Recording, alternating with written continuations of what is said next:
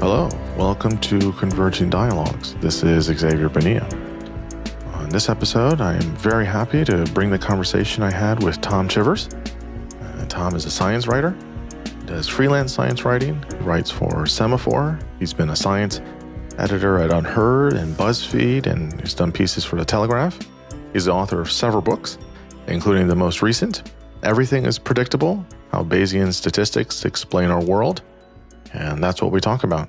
This is a great book. I really enjoy Bayesian statistics and the theorem and how it's very important for us. And the book centers all on that and has a deep dive into not only the history, but also the many, many elements of it. And the book's great because it just gives a lot of very simple, digestible examples to try and understand things like probability and really shows why it's important for our everyday life. So it's a fabulous book. I highly recommend it. We start by defining Bayesian priors. We talk about Thomas Bayes, the person that came up with the theorem. We talk about the subjective aspects of his theorem. We also talk about other figures in statistics, such as Galton, Pearson, and Fisher, and some of their issues. We talk about the replication crisis, p-hacking, where priors come from, how we use Bayesian statistics with AI. We talk a little bit at the end about Carl Friston's free energy principle and predictive processing. And we talk about how Bayesian priors can be helpful in our world today by understanding them and engaging with them in really accurate ways. I found this conversation a real treat. Tom is so lively and he's very conversational, and he makes all the kind of nerdy stat stuff really easy to kind of get, and it really shows why it's important. And so it really was a fun one. He's a great writer. He really explains things well, and I really had a blast with this one. As always, you can find this conversation and all other conversations at convergingdialogues.substack.com, also on YouTube. So get over there, like, subscribe, follow, share, contribute. All that's much appreciated. And now I bring you Tom Chivers.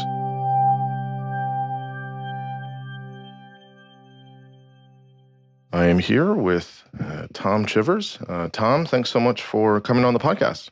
It's my pleasure. Thanks very much. Yeah, absolutely. You've written a fabulous book, which I highly recommend. It's very, very good. It's called Everything is Predictable, How Bayesian Statistics Explain Our World. So that's what we'll be discussing today. You also have your own podcast with Stuart Ritchie, who's been on this podcast as well. So feel free to shout all about that. It's a great podcast. Thank you very much. So why don't you tell listeners just kind of who you are professionally, academically, and all the things you're currently doing? Yeah, sure. Okay, so I'm a science journalist. I've been doing that for, many, many years now. I keep thinking it's like 10, but it's more than that. It's like 16 years or something. And I write for Semaphore, which you guys in the US may know better than my British colleagues. It's a US startup. We do lots of newsy things, and I write their morning newsletter. I also do a weekly podcast with my friend Stuart, former guest on this show, as you say. Mm-hmm. And it's called The Studies Show, and it just takes a scientific topic each week and we just do our best to work out what the evidence for everything is, and usually conclude that the evidence is really bad and that that science is complicated and messy. And I've written, this is my third book, and the third book to mention to include Bayes' theorem, because I seem to be a bit obsessed about it, and all the I'm before that. Well, before I got into science journalism and journalism in general, I had a brief and abortive academic career in philosophy, which I never really got off the ground, and then had to go and get a proper job. So that's my backstory, really. No, that's great. Yeah, I'll just say the study show is really good. There's some topics on there, such as, I think the most recent one you guys have posted was on peanut allergies, lead in crime, lead in IQ, vitamin D. There was a good one you guys did on microplastics. Yeah. And usually the show is cool because it's you guys talking, but you'll look at a study or a series of studies and be like, is this really what this is saying? Like, because a lot of these times it'll be, one study comes out that, if you drink a glass of wine, it will make you live longer. And it's like, actually, that's not probably true. Yeah. These kinds of things. So it's really, really nice because it's it's nerdy in all the best ways without it being too highbrow. So it's great. It's a really it's a great podcast. That's really kind. Yeah, we also are a pair of complete schoolboys about like silly jokes and like double entendres and things. So yeah, that's what you want though, right? You don't want it to just be like, okay, well, right here, this ANOVA here is this and this. Like it would be too boring. So it's the lightheartedness is good for the topic, which is that's great. Cool. Thank you very much. So for this book, a lot of people, I feel like I see it. Maybe that's just my my bias, but I see a lot more people now talking about Bayesian priors, right? Or some people will. I mean, I do the same thing. Some people will say like, well, my priors say this or this, and almost as if it's an assumed feature, I guess, in some circles. But sometimes people don't like that. Some people will criticize it and they'll say, oh God, what is this like catchphrase that people will say with, do people really know what they're saying when they say that, these kinds of things? And I guess kind of how the book is everything contributing back to a Bayesian prior? And how do we avoid that kind of cartoon characterization of the term? I mean, I agree with you that my first book was about the rationalist community. I don't know.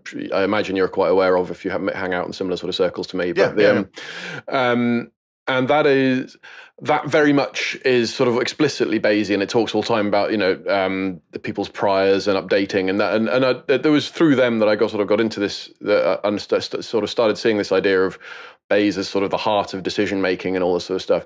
But you're right. A lot of people will say like my prior is whatever instead of just saying I think, right. Or I update and makes me update towards instead of saying I change my mind a bit. And it can be, I don't know, I go both ways on this, because sometimes it can be like we're adding a sort of pseudoscientific veneer of mathsiness instead of just on top of what you were going to say anyway. Or is it sort of forcing you to sort of think in terms of shifting your probabilities and not just saying it is true or it isn't true, but moving, assigning probabilities to different things and weights and all that sort of. It's like, I think it can be a sort of, you can use it in this sort of slightly cheap way where you just swap the words out for things you would have said anyway. But it can, in its best form, be a way of saying, yes, I know nothing is certain. All this is my subjective best guess.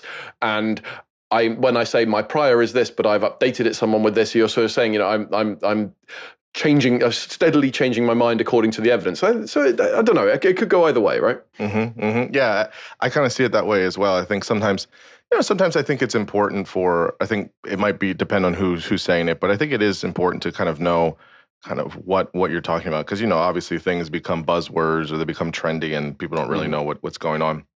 So we'll talk about Bayes, but just kind of give us what this snapshot or overview of what are Bayesian priors, and I guess what they are, but what are the kind of contours and limits or boundaries of what Bayesian priors are and are not. You can obviously talk about probability there and stuff, but yeah, just tell us what they are first. Sure. I mean, fundamentally, at sort of the heart of it, the Bayesian priors are what you previously believed, right? That's I think in its most basic or most sort of general form, in its sort of very mathematical, like sort of in the more sort of technical sense, it is the information you already have to which you add new information. So like if you do some. The classic example is always a medical test, right? You do a medical test and it only gives a false positive 1 time in 100 and only gives a false negative 1 time in 100. You get a positive. How likely are you to have the medical condition? And people always go, well, 99%. But the correct answer is you have no idea because you don't know how common it was in the first place, right? Because like if you said, I'm giving you the example I've been trying to make this as intuitive as possible, and the example I've been trying to settle on recently is so imagine me, Tom Chivers, 43-year-old guy, does a medical test for a condition, and we know that there's only a 1 in 100 chance it would come back a false positive, right? Or it would only come back a false positive 1 time in 100 if I didn't have it. It comes back positive. What's the chance? And everyone, it's 99. And I said, well, what if it was a pregnancy test?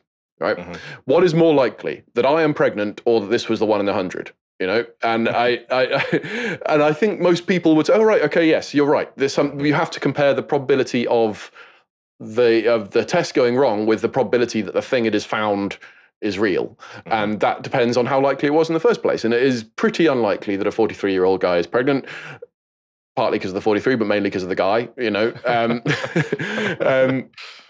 So that's what your prior is. That is, how likely was this, and how likely was this hypothesis before you got the new information? And then you incorporate the new information. The pregnancy test has come back. I should be slightly more convinced that I was pregnant, but still not very. And then that becomes your new prior. So that's all it is. It's just your hypothesis, your best guess, your information before, and then to which you add new information. Of course, we'll talk about where does the prior information come from to begin with at some point, but which is sort of a fun thing to try and figure out. But I guess where does this come from? So Thomas Bayes, just kind of tell us, you know, who he was, and I guess you spent a lot of time in the book kind of not only charting out kind of his story, but kind of the stories, I guess, sort of around or relevant to his, and then kind of where he enters the scene. So you don't have to do all that, but just kind of tell us like kind of who he was and kind of how he came to this idea and where he found his theorem. Yeah, sure. Okay, so you're right. The book has a decent chunk of it, which is about like the history of probability, which Bayes comes into. I mean, the one thing, you know, the story of Bayes himself is you can tell it fairly quickly, mainly because we don't actually know that much about him. Like he was this nonconformist minister he was born in either 1700 or 1701. We don't know, because the records of people who lived outside the Church of England were pretty patchy in that time. Because most birth records and stuff were kept in churches. We know he died in 1758. Sorry, the sort of stuff I should have at my fingertips, but I think that's right. But we know he was this nonconformist minister in a small town outside London called Tunbridge Wells, where he fell in with sort of very nerdy mathematical set of the elite at the time. But like up to that point, I mean, the sort of history of probability up to that point had been like the people working out the sort of probability you might do at school. Like, how likely am I to see 3 6s on three dice? You know, how likely is it if we're playing a game of first to 3 on coin flips and you're leading 2-1 and we have to end the game? What's the fairest way to split the pot? Well, you know, you would have won 3 out of 4 of the things, so that's the fairest way. You know, that sort of thing. It's not complicated. It's not anything that a smart like high school student couldn't do now, but it was groundbreaking at the time because no one had come up with these concepts. But if you're a scientist or a statistician, you don't really want to say, how likely am I to see these it's 3 6s on a 3 fair dice, whatever. You want to use information that's coming in to say what's true about the world. So, like, you know, instead of like, how likely would I be to see these results, you want to say, what do these results say about my hypothesis? That's the opposite question, right? And it sounds like a subtle distinction, but it's really not. It's like the heart of the whole thing, because the semi-jokey but actually directly analogous line that I think they use in the book is the difference between saying there's only a 1 in 8 billion chance that any given human is the Pope, and there's only a 1 in 8 billion chance that the Pope is human. It's the directly opposite. You know, it's the opposite thing. So what Bayes did was to realize that in order to get what is called inferential probability, that is, how likely is my hypothesis to be true given this data, out of sampling probability, which is the opposite, which is how likely am I to see this data given the hypothesis, you need to have priors. You need to incorporate it into the information you already had, what we were just talking about, the priors. Without that, you're just doing you're only ever saying, how likely am I to see this data? That's all the data, all your experiment will tell you.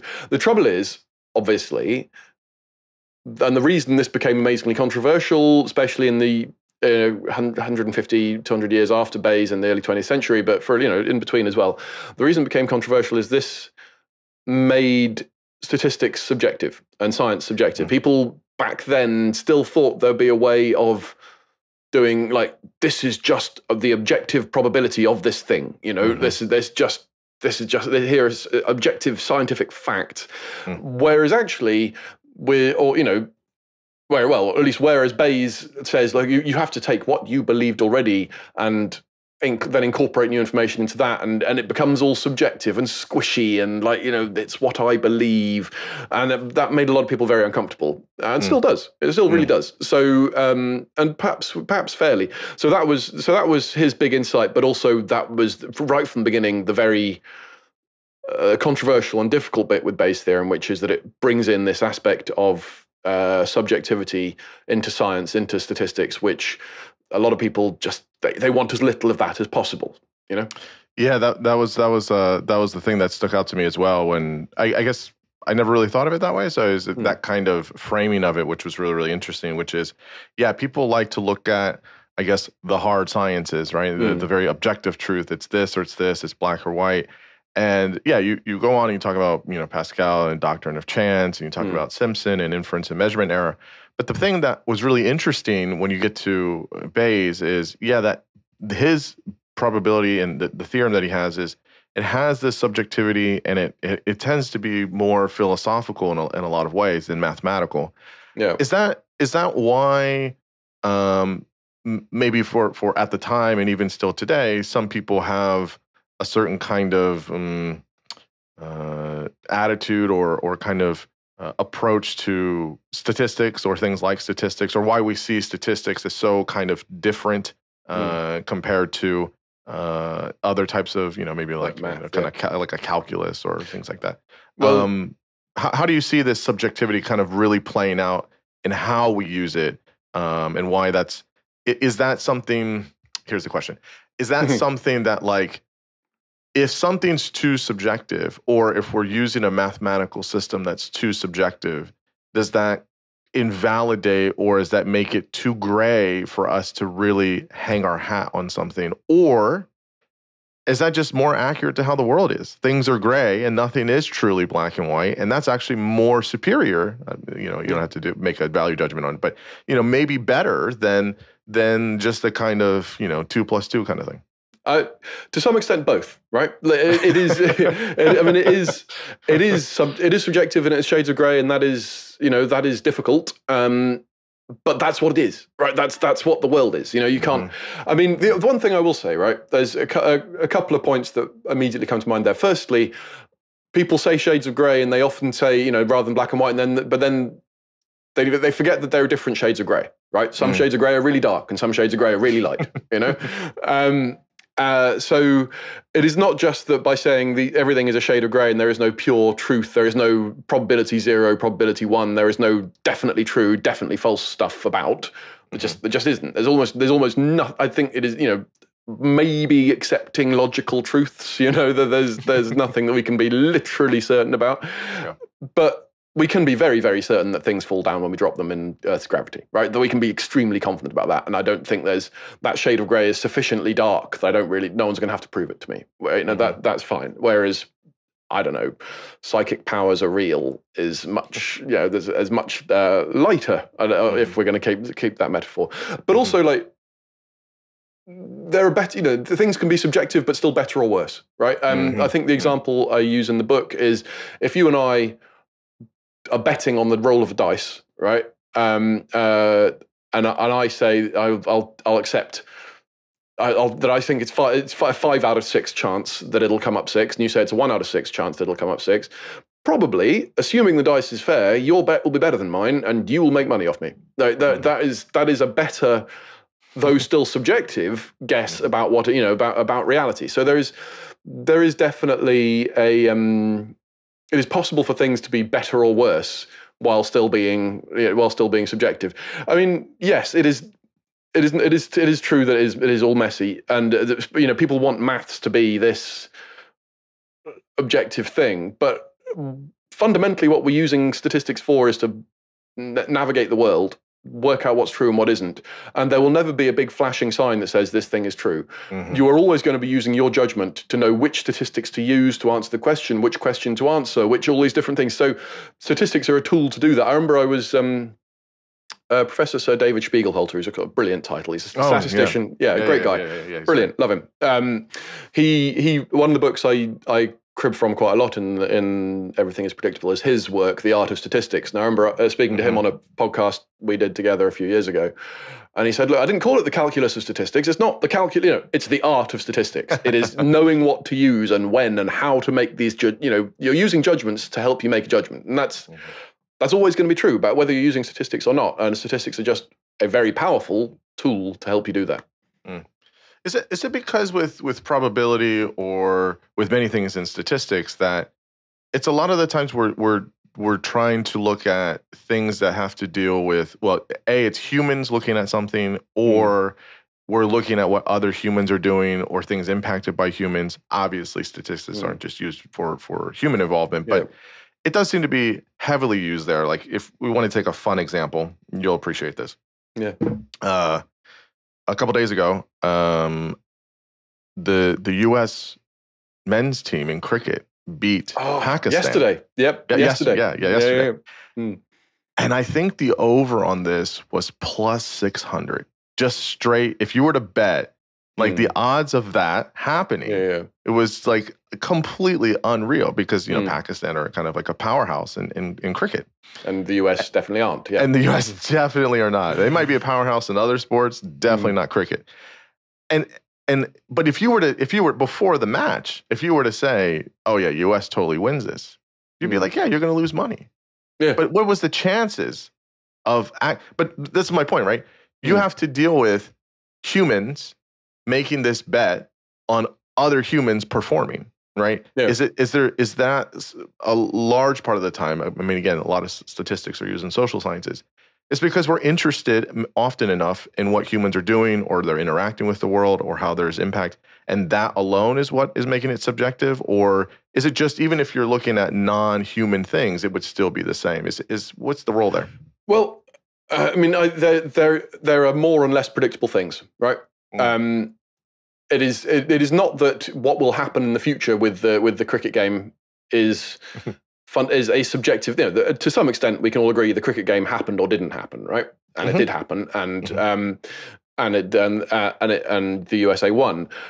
But the difference is that that's really hard to predict, or it was unexpected. That was So I think it's not just that it's about humans and that humans bring in subjectivity. It's that humans bring in chaos. Humans bring in unpredictability, right? Like, so if it would have also been true if you'd predicted that it, I don't know, I could, it's a lovely warm sunny day here in London now. I could predict that it will hail later, right? It probably won't, but it might, right? And the weather is very hard to predict. And especially if you're doing like more than about a week out, certainly a month out, it becomes it's so chaotic, it's so difficult. Whereas if I was predicting solar eclipse in the continental United States, for instance, I could do that for the next 4,000 years without them. I mean, I couldn't. I'd ask NASA, but someone else could. Someone else could very easily do that because the chaos, the perturbations in the gravitational system around, the solar system are sufficiently small and the orbits are sufficiently predictable that you can actually get, I can be really confident about this for a very long time. And of course, something could happen, right? Like a rogue planet that we don't know about could come hurling into the solar system from outside, smash into Mercury or something and bugger the whole thing up. But that's unlikely. So we can be very confident that there will be, if I was being less lazy, I'd look up the next date of I've looked it up recently and there are 4,000 years of predictions of solar eclipses. So it's not that humans bring in subjectivity per se. It is, or rather, it's not that the behavior of humans makes predictions more subjective. It is that humans make predictions more chaotic and more difficult and more unpredictable, really. But the prediction is still subjective. Like I can believe or not believe NASA's predictions. I can, and that's up to me. And maybe I'll go through it and find that they've made a maths error. I obviously couldn't do that, but maybe I could. So the subjectivity is me making decisions in the world using this information and believing the information, but the predictions can be more or less confident and more or less good in different ways. Yeah. So you also mention some of the totally non-controversial stuff of Galton and Pearson and Fisher. Yep. And for folks that don't know, I mean, these guys are, we still use Oh yeah. much of the things that they contributed to statistics. I mean, Fisher in particular, but I mean, the things that I learned in grad school, right? And the things that if you take even just a stats course, you're gonna get most of the things that they invented, figured out. Yeah, figured out. Yeah. Well, you mentioned Hanover already, didn't you? I think that was Fisher. Yeah, exactly. So, I mean, the problem is that these guys were into eugenics, which was, pretty, for a good 40-year stretch, was pretty like kind of the common thing of the day, unfortunately. But these guys were also pretty racist. And I guess the question is, some people will say, well, our stats is, inherently racist or some kind of thing like that. And I guess the strange, I don't really have I have a problem with racism, but I don't have a problem using certain kinds of math. I guess, is it important or relevant that they were racist? I mean, important or relevant to the statistics and to the math, not to who they are as people and their views on people and things like that. That's obviously you don't have to like them. Yeah, you don't have to like them. Right. But should we still be using this, or would it be like someone would have figured it out anyways? I mean, you could use this, I guess, example for any problematic person in history. But how do you view this kind of piece of? I think it is like, especially with stuff that is, well, objectivity is a tricky word, but like things in science are to some extent either true or false. It's not. You get this weird philosophical debate about what truth is and so on. But like, if they predict the world pretty well, then I'm happy. If your hypothesis predicts the world pretty well, I'm happy to call it true until a better hypothesis comes along and predicts it better. That's fine. And these tools are useful in ways. If we weren't using statistical significance or p-values or ANOVA or whatever, then we'd have to use something else and have been invented by someone. And these are extremely useful tools, they'd be useful whether or not they were invented by someone who they did have pretty grim opinions. It's absolutely true. Fisher, Fisher in particular just wasn't a very nice guy, as far as I can work out. He had a massive falling out with Pearson, Carl Pearson, who was the other guy you mentioned, and spent the rest of his career trying to destroy him because Pearson accused him of Bayesianism, which I always find kind of hilarious. But they were obviously. They had views that we really, really do not think are okay today. So did a lot of people at the time, but these, I think, even by the standards of their day, were probably towards the edge of the pale. Yeah, exactly. Yeah. But you still need to use statistics to work out whether things are true or not. The reason it might be relevant, right? Aubrey Clayton, who's a guy I cite extensively in the book and is super bright, but he's very much like a militant Bayesian, right? That absolutely we should be using Bayesian statistics, not Fisherian, Pearsonian sort of frequentist statistics. He's very much like, we should be doing this. And he says that he argues that the reason Fisher and Pearson and people wanted this model of to use the frequentist model was because it can be dressed up as objective. That this is that we don't have to use subjective priors like we've just been talking about. It's not all squishy and what I believe and black and white. It's just either it is statistically significant or it is not. It hits this. Either it meets this threshold or it does not. And his argument was that because they were trying to push these pretty unpleasant ideas about which races are best. That they wanted to be able to say, and we're not doing this out of our subjective racist sort of prejudice. We're doing it, the objective numbers guide us to these facts, And he says, therefore, that's why they rejected Bayesianism, which we should have all been doing, but they pushed it away because of these basically racist ideas. But I'm not ruling that out. I can't. Because I don't know, I can't get inside Ronald Fisher's head. But I do think there were enough problems with Bayesianism at the time, like the problems of finding the right priors for a start, which do render, and subjectivity in science is a difficult thing to swallow, even if it just eventually you just have to accept that it's there.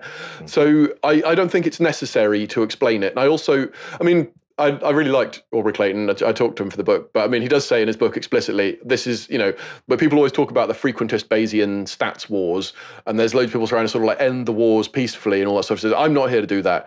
I want to win the war. Like I'm here to win the war. Consider this book an item of like a pamphlet of propaganda to be dropped out of planes over enemy territory. So it would, as I say in the book, it would be very helpful for propaganda purposes if all the people who believed in frequentism were racist. So I take because Aubrey said that out, for himself. I take a little bit of a pinch of salt over whether he fully believes it, but I'm sure he'd say he does. It's very funny. So I want to talk about obviously some of the things in the weeds that you mentioned in the book. You spend a lot of time on, which I think is important, and I'm sure you have plenty of examples. But just one I guess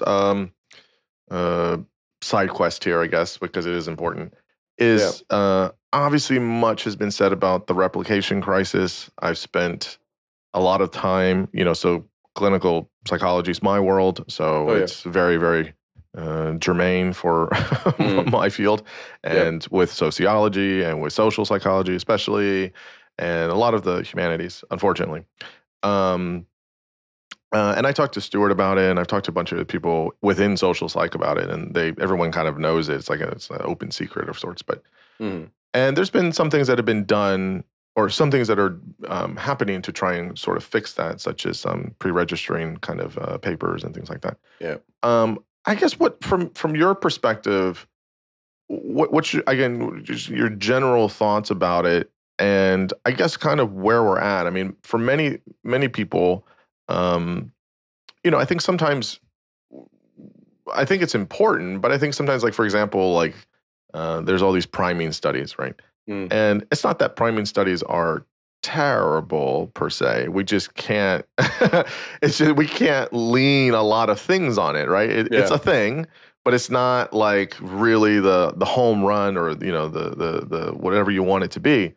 So yeah, you can take wherever you want with it with replication studies, but yeah, I guess what's your view on it, and in the sense of, was that just a lot of, at the time in the 60s and 70s and even up until the more 90s, modern era, was it bad math, bad science, or was it some kind of ignorance there?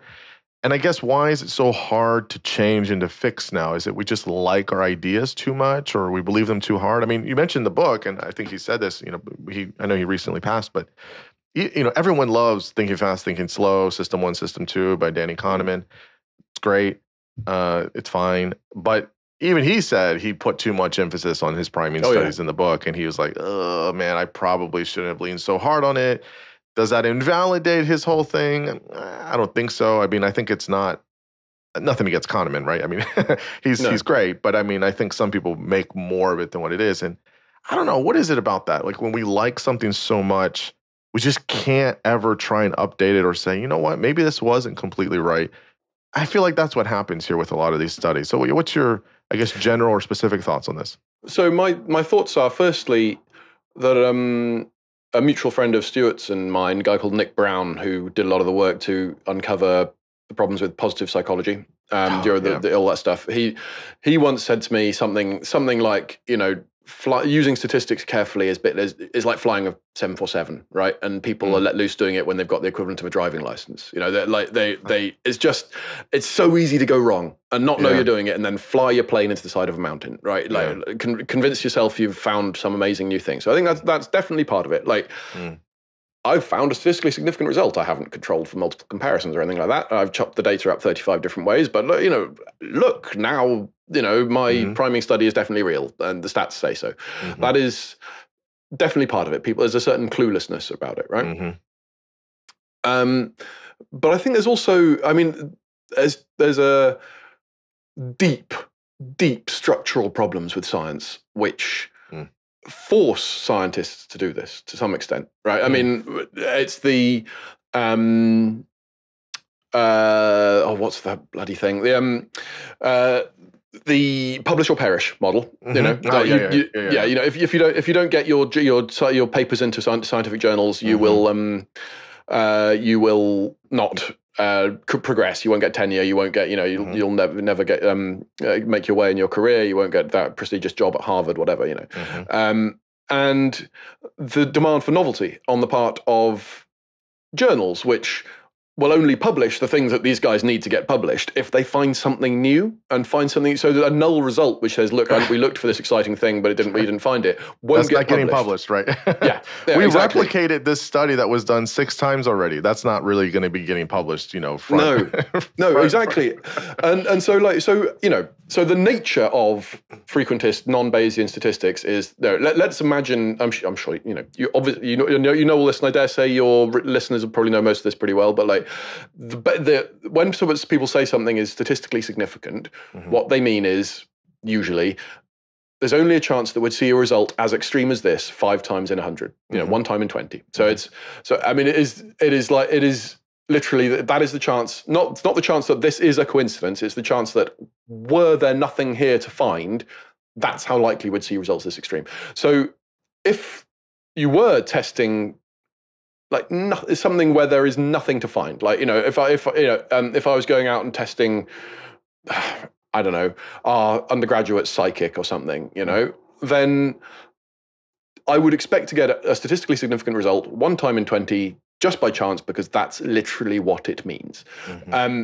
So, I mean, that immediately means that you're going to, if you then go and do if people go and do 100 studies, right, into our undergraduate psychic, then 5 people will probably get results coming back. If you then go and take all 100 studies to the journals, and the journals say, it's a bit boring that you found that the undergraduates aren't psychic, I'm not going to publish that, and they only publish maybe 1 or 2 of them, and they publish all 5 of the actually undergraduates are psychic studies, then your scientific literature fills up with lots and lots of papers saying undergraduates are psychic, and very few saying they aren't. And then when someone comes by to do a meta-analysis a few years down the line, they, to sort of collate all the information in the study, they go, well, I see there are 7 studies on the psychic nature of undergraduates, and 5 of them come back positive and 2 of them don't. So I put the maths together, and we think it's, the effect is this big, and undergraduates probably are psychic. But that's just because most of the papers got buried away. And that is, that falls, whatever your statistical system is, really, if you're using, but it's not whatever. There are ways in which other forms of statistics could solve this. But if you are privileging novel studies that find things, and if you are demanding that scientists publish papers to get ahead in their career, then those 2 facts alone are enough to get you to where we are with the replication crisis. That is, you're creating an incentive structure that forces scientists to fish for stuff in noisy data until they find something they can get published, and then they can build a career on it. It's absolutely inherent in the system. Yeah, it's something that's very depressing, because it is a kind of it's like, well, you realize that the science is bad sometimes, but it's really being pushed or motivated by this factor of a system that is exactly what you're saying, publish or perish. And it's, there's many other issues with it. Nowadays, if you publish things that, there are certain things that will not get published because it's too controversial, or it doesn't fit, whatever the kind of ideology or the kind of, whatever their banner kind of thing is. And I mean, that's just awful. That's not how you want to do things. And I think it's frustrating, because you're right, even like with, you guys had an episode on this, I think, about meta-analyses and how people will look at, for folks that don't know, meta-analysis is they take this kind of review of all these studies together, and then they do these, pretty extensive stats, and you'll get these effect sizes, and you have a small and a medium and a large effect size. And sometimes if you say there's a medium effect size, and they're like, wow, look, there's 26 studies that show. But as you're pointing out, just because I remember when I was in grad school, it was like, a meta-analysis was great. That was like, look at this. Like, this is a powerful thing. And you could, if you had a variety of meta-analyses, it felt like, pretty solid. But then you start looking at all those individual studies, and you're like, oh man, this paper kind of sucks. That's a little faulty. That's probably a filing drawer issue. And then you start looking at it like, oh man, maybe this effect size doesn't make me feel as good as I thought I wanted it to. So yeah, I mean, there's all these issues with some of these things. So Absolutely. a little bit in the weeds here, which would be fun.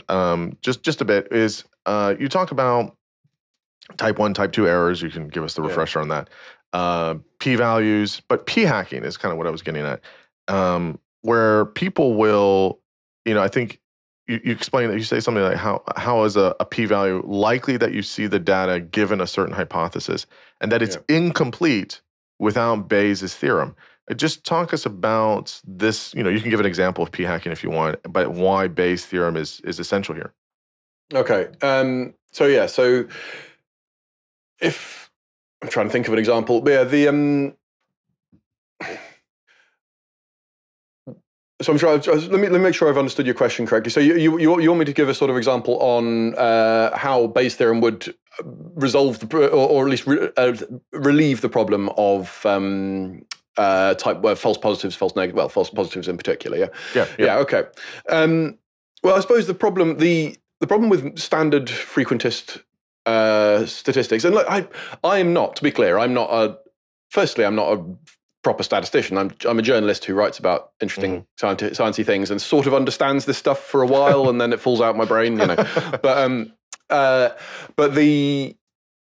so I'm not a dogmatic. We should definitely use Bayesianism and everything, because I think there are smart people who know better than me who disagree with me. But my instinct is that Bayesian systems seem to have advantages that outweigh their disadvantages, and one of them is that, like we were just talking about, if you've got a system that privileges novel results and things, then frequentism incentivizes people to go and research crazy hypotheses. Like I think the example I use in the book, right, is if I do a study into whether or not hammers fall to the ground faster than balloons, right, and I drop 6 balloons and 6 hammers, and the balloon hits the ground every time first, then people will go, okay, yeah, I believe your result, but not very exciting.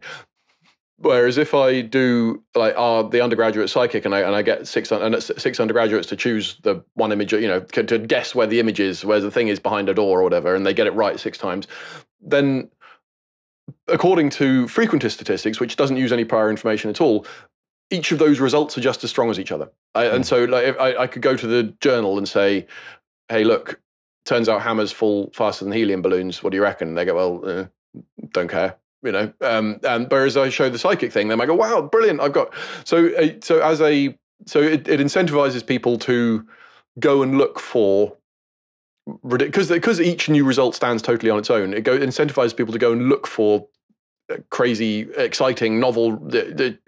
What's the word? Counterintuitive results. Which is, I think, a lot of how you get a lot of the priming studies from the 90s and things, when people were suddenly finding that priming people with words like Florida and bingo made them walk slower because they associated them with age, and they made them walk slower. There was one, I think, where people in a room with the smell of fish, and it made them more suspicious because because it smells fishy. And it's like, come on, this is garbage. What was the other one? I think it was the one I remember is if you're in a liquor store and you have classical musical playing, you're more likely to buy a more expensive bottle of wine or something like that, or something. It's like, I mean, maybe. Yeah. I don't know. But you'd have to do a lot of work to convince me that it's a detect real, replicable effect. Whereas if you're using priors, if you're using Bayesianism, you can say, I think it is extremely unlikely to start with, and then you can. And therefore you have to sort of incorporate that into I say this is this likely to be true. It gives you I think one of the guys I spoke to said it gives you a vehicle for skepticism. It allows you to say beforehand, some things are more likely than others. Now, what frequentists would say and do say is that, well, that's just bringing dogma into science. You're bringing your own subjective beliefs in, if you find something surprising a result, you shouldn't say, I'm not going to publish it because it is because it doesn't reach something, because I didn't believe it already. And I get that, but it makes, if you go into it in a principled sort of way in advance, saying, I have, we've tried sort of crowdsourced priors on this, and we think that it is pretty unlikely that this thing is true. Therefore, I'll need a very convincing result to make it true, and you can sort of pre-register that. Then that does allow levels of sort of incorporating skepticism in a principled way. So I think that is useful. There are other sort of more like technical things that Bayesianism allows. I mean, one of them is a way of p-hacking, as you know, your readers, listeners all know what p-hacking is. But anyway, you know, they're sort of digging their way. Noise mining is to stop collecting data regularly and seeing if it's dropped below a subjective, below the p equals 0.05 level. And if you do that a lot, then you're very likely to find a subjective p. I don't know why I keep saying subjective. P less than 0.05 result. So and Bayesianism it doesn't have that problem because you just add each new data point to the previous body of knowledge and it becomes very, you know, it's entirely evades that problem. So there's a small technical way of reducing p-hacking, and it's also the other thing is that Bayesianism forces you to compare hypotheses. Like people say I've got a less than 0.05 result, and they assume that is evidence for their hypothesis. But it isn't necessarily. It is just saying this is unlikely to happen under the null hypothesis, but it might be equally or more unlikely to happen under the other hypothesis that you have. You know, like if it is if there's a really strong effect, it might be really unlikely that your p-value gets as high as 0.04 or whatever. So that it does force you to compare the hypotheses in a way that frequentism doesn't, and frequentism allows you to sort of pretend that a just about statistically significant result is evidence for your hypothesis when it isn't. So I think it does have advantages. My main thing, though, and I think this is someone else, this was Erik Jan Wagenmakers, who's a Dutch psychologist and sort of all-round methodologically inclined guy in Holland. He said there's also, it's just aesthetically more pleasing. You don't have to, like with frequentist statistics, you have to bolt on different bits. You know, like you have to bolt on an effect size calculation. You have to bolt on all these various different bits to make it do the jobs you want it to do. Whereas in Bayesianism, it's all just naturally incorporated. And also it's just how decision theory works in every other situation, right? Economists, if you want to do utility theory, and then you need to have priors, you need to have Bayesianism, and that's just how it works everywhere else. And it's only in science that we say, let's just pretend we haven't got priors and pretend it's all just coming off the data from this test.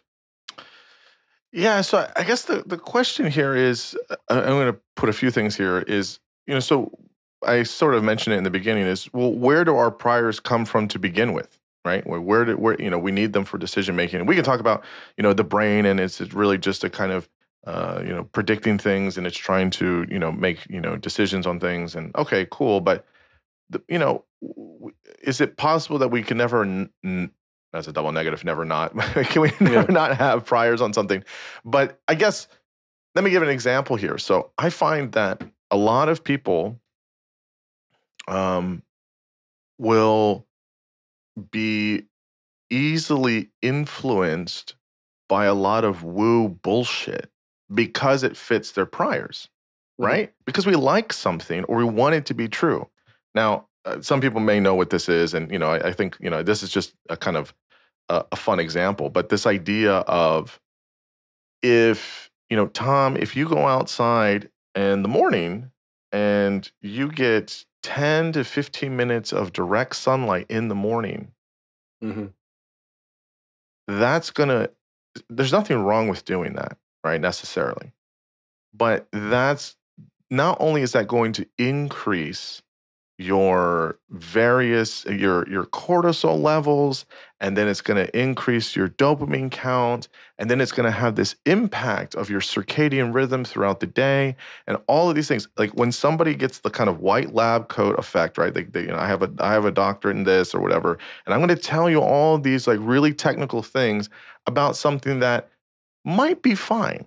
Like that might be fine. Like it's good to get sunlight and, you know, vitamin D or whatever. Like we know that's fine. But to then subscribe it to all this bullshit, which may or may not true. I don't know how anybody could study any of that. You know, you got to look at it in a lab first. Then what is the effectiveness out in the community or out, you know, I don't know how someone's doing that research and knowing all of these things, but maybe I'm wrong. And they'll say, well, there's studies on this. And then they just link to 3 studies, and people aren't maybe reading this, or if they're doing due diligence, they're reading the introduction or whatever, but they made a nice video, or they had a cool podcast, or they did, or whatever, and they said all these fancy words, and they're, a scientist or whatever, and people like it. And I mean, I've seen this happen on a variety, that's just the first thing that pops in my head, but there's a variety of things of these charlatans, selling the snake oil, saying, well, I'm a this, I'm a that, and here's these studies, and use a couple fancy words that connect with something. And many people are like just completely, many smart people are just totally enraptured by it. And it's like, yes, this is it. And I can't help but think in my mind, when I've thought about this a long time, I'm like, why the fuck would you believe that? That makes no sense. Are we? And I realize, I think a lot of people mean well, but I think a lot of the times it just fits a prior that somebody has. Enough people's priors. I had a conversation with Alex Edmonds. He had a book that came out recently. And I asked him something similar to this. And I said, why do people believe all this nonsense? If you eat chocolate, twice a day, 5 days a week, that you'll be healthier and blah, blah, blah, because there's 2 studies that show that, right? You can find a study on anything. And he basically said, he was like, people like simple, man. That's it. They like simple. He's like, and that's not to say they are simple, but they just like simple things. Like, they like it synthesized in a way that makes sense and it fits with a prior, and okay. How much? So I'm mentioning this example with the sunlight and all that shit because I just think a lot of people, they already have certain priors that they want to be true. What do you think about that? Do you think that, where do these priors come from, and is that why some people will believe some pretty bonkers shit because it's fitting a prior?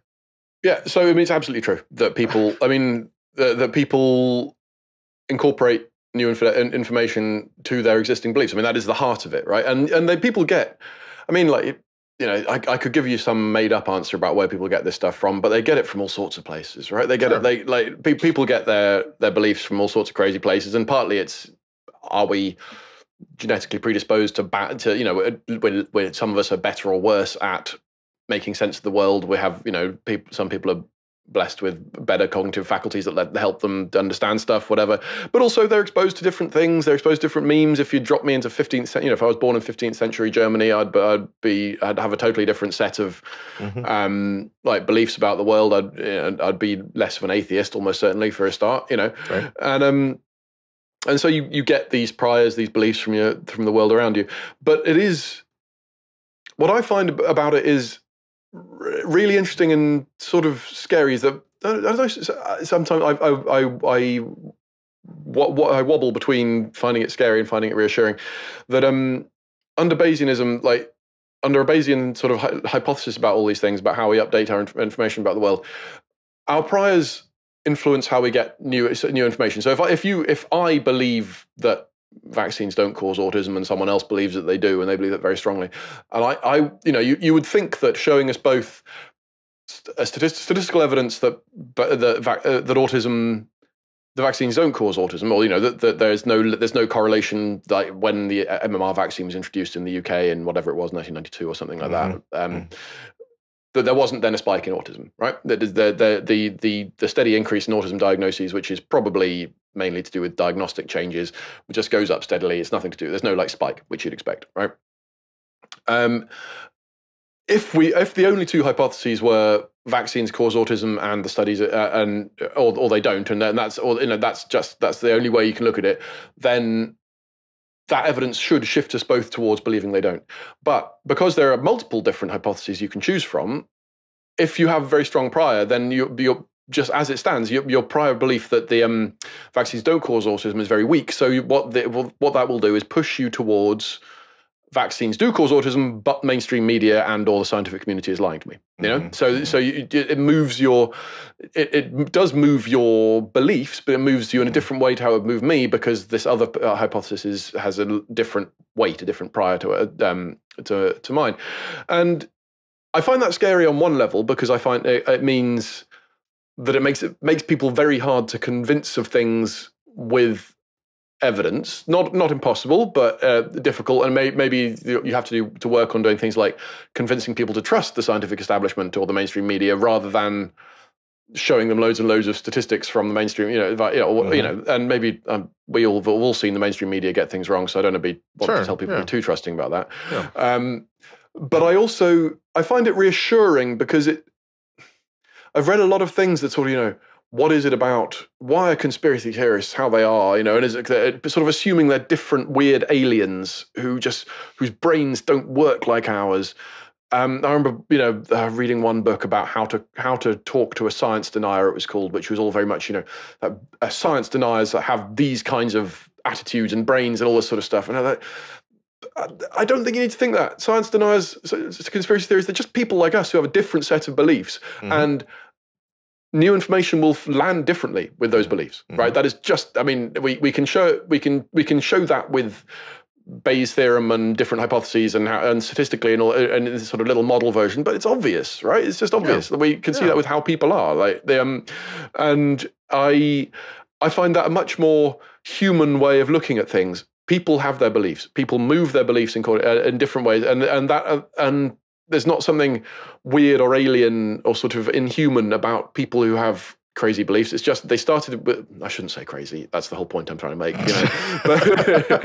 but they kind of are crazy, right? A lot of the beliefs are kind of crazy. It's pretty out there. But you're right. I think there's a humanness to that of like anybody is susceptible, including you and I maybe, but that might be really difficult, but that it's susceptible to conspiratorial belief. Like, I love all the alien kinds of stuff or whatever. I don't really believe it. No, but it's fun. Yeah, it's fun. Yeah. You can easily see a lot of where this like kind of gets you. I can see, like, when I've heard people talk to me about this, very convinced on whatever the thing is. I'll follow, and I'm like, yep, there's the off ramp. If I keep going, there's the off ramp. I'm not going to do that because I don't think that there's a lot of all these other things. But I'm going to keep going here on the main highway here, and then you're on the off ramp with all these other things, and there is a kind of collectiveness with that. Then a lot of people they get into one idea, and then like it's like a virus. Then you get all the other kinds of conspiratorial things as well. It's very, very strange in some ways. But I think you're right.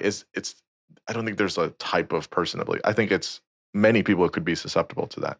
I don't think it's a particular type of person necessarily. No, absolutely. The rationalists who we're both aware of, they talk about getting off the crazy train. If you follow because my first book was about them and about AI apocalypse and the various sort of things. And they do have this. If you follow certain philosophical ideas further and further, eventually you get some things that are like effective altruism. You get some uncomfortable places where you say someone dying me giving money to local charities is useless and I should give it to money. Or then you end up with billions of people dying in the future is worth more than people living now. Whatever, all this sort of stuff. And you can follow the sort of philosophical thing, but eventually you just say, no, this got too weird for me. It's too weird, and this is where I get off. And that's normal. That's fine. But, they don't. Of course. Yeah, I think. I've heard a lot of those claims too, and it's like, yeah, okay, but what are we doing here, right? Like, I can't. I like Parfit as much as the next guy, right? But it's like, I can't worry. I think it's a fun academic philosophical exercise about future people, but at the end of the day, like, we don't know what's going to happen tomorrow, so I think there's a kind of balance with that. So, but yeah, you'll see people be very radical in this, and I think there's something to be said for it. But I think the kind of radical piece of it is like, I'm not there. I'm not quite there. Well, my own feeling on it is that, like, a lot of the stuff that, when they talk about, which I don't think is mad. I think like the human extinction stuff is very plausible and it would be bad. Yeah, humanity going extinct would be bad. It's a controversial thing to say, right? But I don't think you need, most of the stuff they're worrying about is happening in the next 50 to 100 years. You don't need to start positing future civilizations of AI-enabled people living on Alpha Centauri or whatever. You can just say, it would be bad if humans went extinct in 50 years. You don't, and you can worry about the same things and try and avoid human extinction without without nailing your colors to the crazy mast too badly. That's Yeah, I totally agree. So three quick things here. You can give us the abbreviated version because I want to kind of get some of your Sure. response to some of it. Is so yeah, about AI. You talk about it in the book a little bit. You mentioned it elsewhere. I guess, I mean, this is a whole conversation in itself, but I guess just what's the kind of, brief piece of this on, as we're developing AI and as AI continues to evolve without us, as it continues to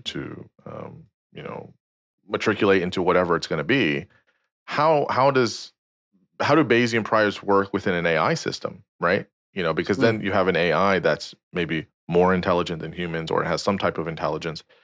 What priors are they operating on, right? When they start getting, when they get out of the lab and they're getting off of their original programming, what kind of priors are they using, right? And so what's the danger there? Yeah. Okay. So firstly, AI is, as far as I can see, a complete. Once again, I'm a journalist. I'm not some. Sure. I've written quite a lot about it, and I think I can talk slightly knowledgeably about this stuff. AI is basically a Bayesian system. Like when when ChatGPT predicts what you were about to say, or fills, when you say to ChatGPT, "How are you?" and it replies, "Very well, thank you." It is not because it is actually very well, as far as we know. It is because it has seen lots of data and it predicts that the sort of thing that comes after the string, "How are you?" is usually things like "very, very well, thank you," or "fine, cheers," or whatever. So that it's a prediction. If you had asked it that same question before it had been given how many terabytes of training data, and you'd said "How are you?" it would have presumably returned a random string of letters because it hadn't got the data to make that prediction. And so you feed it the loads of data. It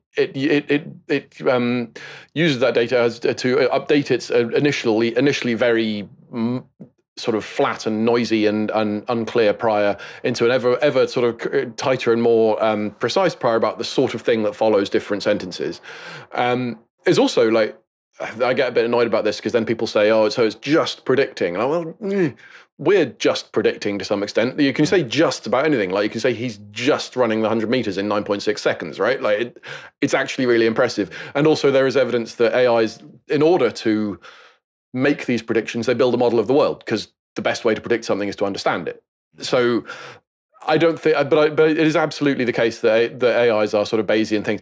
As for where they'll get their priors from as they become more powerful, I mean, they'll get them from data about the world, right? They'll get ChatGPT scrapes it all from the internet, but they're getting it from video, they're getting it from all these different things. And as robots, I remember I went to see the DeepMind robotics lab a few years ago, just before the pandemic, which was really cool. But now that was 5 years ago. It's utterly transformed since then. It's just, it will not be the same thing. But they were getting data for how things operate in the world by just like having these robotic arms, just like try and pick things up and fail and drop them and just learning just over and over again. So you get the data, you get the priors by gathering data like humans do, right? Like a baby at first doesn't know what. It sends some signal from its brain and doesn't know what. So you see it's called motor babbling. They do make basically random movements, and it is basically what happens when I pull this bit. When I press this button in my brain. Obviously, that's not really what they're doing, but so they and they slowly get more and more confident predictions. Oh, when I do this thing over here, it makes this part of me move. Okay, and that is sort of the same process. It is making ever more precise predictions about the world, and as you gain more data, and that is what AIs are doing and will do, and the risks of whether or not it'll go terribly wrong are about whether or not they end up having the same sort of value system that humans do and all this sort of stuff, which is a very complicated question. And I commend to you my first book, The Rationalist's Guide to the Galaxy, on this very subject. But where they'll get their prize from is the world, or otherwise they will not be very good at navigating in it. I imagine that's my my non-expert opinion. That fits with my prior, so right. Good. So you agree. Brilliant. I guess obviously this is huge or whatever, so you don't have to get into it. But you talk about Carl Friston, his free energy principle. I was super lucky to have him on the podcast, and he talked to me for over 3 hours about his free energy principle, and I understood like maybe a tenth of it. It was an amazing conversation, and he is every bit of a genius, as people say he is. And it's tough. It's tough stuff. And I don't think it's trying to be tough. I think it just is. And I think he's like him and like maybe 3 other people in the world can understand it. But one thing is that you do in the book kind of give a nice kind of overview of that. But this idea of predictive processing in our brain and how that connects within a Bayesian framework, what's like your 2-minute version of how those things connect, right? Why do we need this kind of framework? Yeah, so I think it is just true. I think we've reached a point we can just say it is true that the brain is predicting the world, and that is what it does.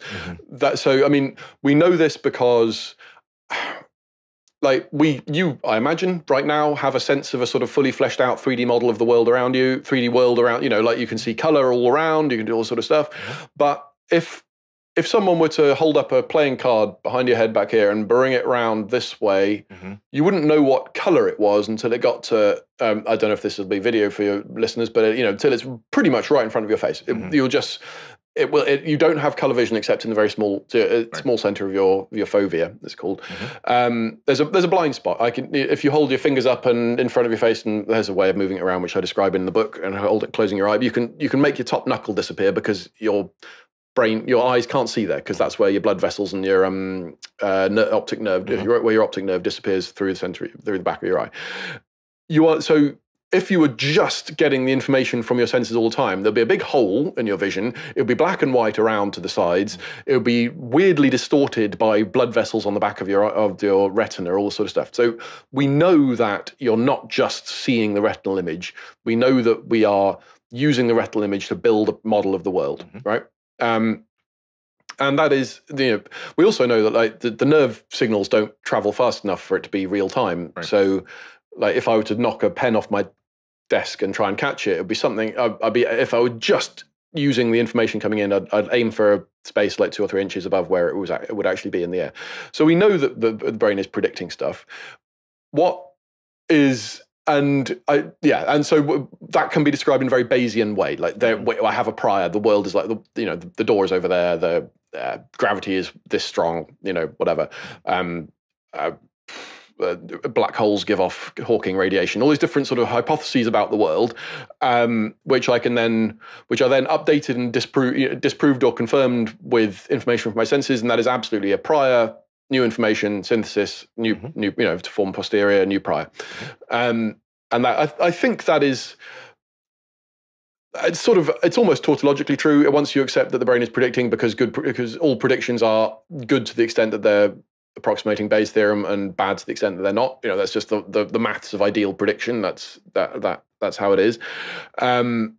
Where Friston comes in and gets really interesting and takes it to an area where it gets more controversial is he says that all we are doing is predicting. That even when we're like saying, I don't want to be hit by a bus, or I am hungry now and I want to eat a burger, sort of what we are doing, or I suppose what he's saying is we can mathematically model that as saying, I predict that I'm eating a burger, but I'm wrong about that, and because he's saying that like we have these, like you, I spoke to him for a good hour or more. I understood it. I think I understood it for long enough to write it down in the book. But yeah, so the idea is that you can, a bacterium, for instance, it needs to maintain the sodium levels coming across its membrane and so on, and if it doesn't, it will die. There are 2 ways of making it. I think this is the fundamental thing. There are 2 ways of making a prediction about the world right. Yeah, you can either change your belief, change your prediction, or you can change the world so that the prediction is right. So if you can model things like I am like a bacterium's belief that it is getting the right amount of sodium across its membranes, as you can model that as a prediction, as a belief, and then when it finds that it's not, it has 2 options of updating its belief, which would mean it would then die, like because it's not getting the right amount of sodium, therefore it's severely hyponatremic and it dies, or it can move until somewhere there is, and then its prediction becomes true. Do you see what I mean? Mm-hmm. Mm-hmm. So that is the predictive processing model. Very poorly explained by a guy who interviewed Friston like 2 years ago and is trying to remember it as best he can. But Friston's argument is that you can do the same with all human beliefs and desires and everything. In the same way, there are some beliefs, some priors that we have that we are not allowed to update, because if we update them, then we die. Like my belief that I'm not on fire, if at some point I find that I'm on fire and I say, oh, well, I shall update my belief to the fact that I'm on fire, well, I will just die, right? So what I have to do is quickly change the world so I'm not on fire and my prediction becomes true. Now, what a lot of people would say is, all right, fine, you can mathematically model it this way, but whether it helps and whether it's not like a scientific theory, it's just a mathematical model, that gets into a massive technical argument, which I would be well out of my depth on. You and me both. yeah, exactly. But it's very neat, and it's neat and sort of pleasing, and like the whole like we can boil down the whole of complex, messy life and human experience and everything to a fairly simple mathematical basis that then becomes incredibly complicated as we become sophisticated, but it's fundamentally trying to do this thing of predicting the world. And I thought that was really nice. Really lovely. Yeah, for sure. Absolutely. So, you've written this great book about the Bayesian theorem and probability and our priors. And I guess, why is this so important? And I guess what do you want people to kind of really walk away with, from your book, or, in understanding this and how it's important for our everyday life? Sure. Well, mainly I want them to walk away with the book, having paid like $20 at a bookstore for the book. Mm-hmm. That's the main thing. But it's probably more than $20, isn't it? I can't remember. Anyway, but no. Okay. So here's the two like things that I think are important for life, if you like. So obviously the stuff about the history of statistics is, I find it fascinating. Mm-hmm. Science and statistics, I find it fascinating, but most people aren't scientists. Most people aren't historians of probability. So here are the two things, right? Firstly, Bayesianism is a reminder that we don't have to say this thing is true or this thing isn't true. We can, this thing will happen or it won't happen. We can and we should say, I think this thing is probably true, or I think it's 70% likely, and then new information can come in and we can say, oh, maybe it's less likely, maybe it's more likely. I don't think, right now, I don't have to say Biden or Trump will win the election. I can say, I think it's about 50-50, crikey, and I can read polls and I can update and I can move. There's not just a will happen, won't happen. It's there. Everything is a subjective estimate of probabilities of the future, and you can gracefully move between along the probabilities rather than having to just doggedly defend. I think this thing is true. I think this thing isn't true. Whatever. You can. It allows this sort of swaying with the breeze of evidence, and I think that's a more elegant way to live, and it ends up with less sort of dogged fighting to defend things you believe. I think you can just sort of end up where it's just more elegant and neater and less dogmatic. I also think this is a bit more of a niche case, but I think it's really true, that it reminds us that beliefs are predictions about the world. Like when you say I believe a thing, you should in some way be making some prediction about the world. Like I get really annoyed, and I've written a few times getting annoyed, and again, this is an idea taken from the rationalists, so I shouldn't pretend it's my own particularly, but that when people argue enormously about, is something that we're arguing about today, is it woke, is it racist, is this thing eugenics, is this whatever, if we're just arguing about what label to apply to it, right? But then if we apply this label, will I have a different prediction about cancel culture? That's the example I think I use in the book, and I think I come back to it a lot. Is people argue, is cancel culture real? Like, well, what does that even mean? Like, cancel culture is this sort of it's not a clearly defined thing. So you can argue about it forever, but we can. But if I agree with you that it isn't real, or agree with you that it is, will that change me from predicting that some people will lose their jobs for saying some things? No, I think like some people definitely have lost their jobs for saying stuff. Whether we want to call that cancel culture or not, it doesn't seem, it doesn't seem that relevant, right? Like, what will I change in my predictions about the world? If, I still think that if I said something really racist on Twitter, I probably wouldn't get another job, right? For a while. So that's, and we can make predictions about the specifics of when people, of what sort of things will end up with someone, be it losing their job or whatever. And we can argue about whether that's right or wrong, but the belief that cancel culture is or isn't real doesn't add to that, doesn't firm up my predictions. And I think that's the really important thing. We can sidestep a lot of the worst and most boring internet arguments by just saying, all right, what prediction does your belief entail? And if it doesn't entail any different beliefs, whether you say yes or no, then perhaps we can forget about that and go and argue about something else. Yeah, I find those are my two big takeaways.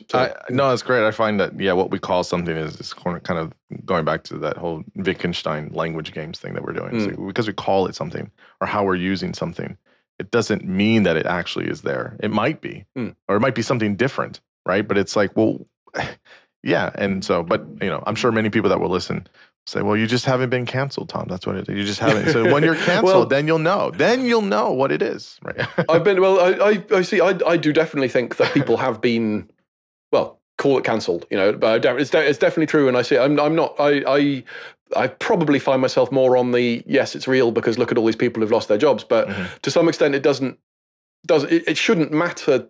Well, maybe I'm making light of it. You're right, but I do think but I do think there is like to the guy who lost his job for doing an OK symbol from a truck window to some guy who did an OK symbol to him. Like that's just that's mad, and it's mad, stupid. Yeah.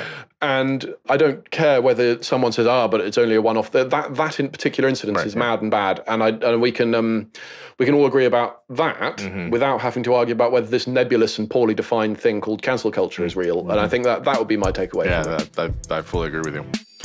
Well, Tom, this was so much fun. I really enjoyed the conversation. The book's great. The podcast is great. So hopefully listeners get both of those. And just a big thanks for coming on and having such an important and fun conversation. That's my pleasure. I really enjoyed it. Yeah, thanks very much. Absolutely.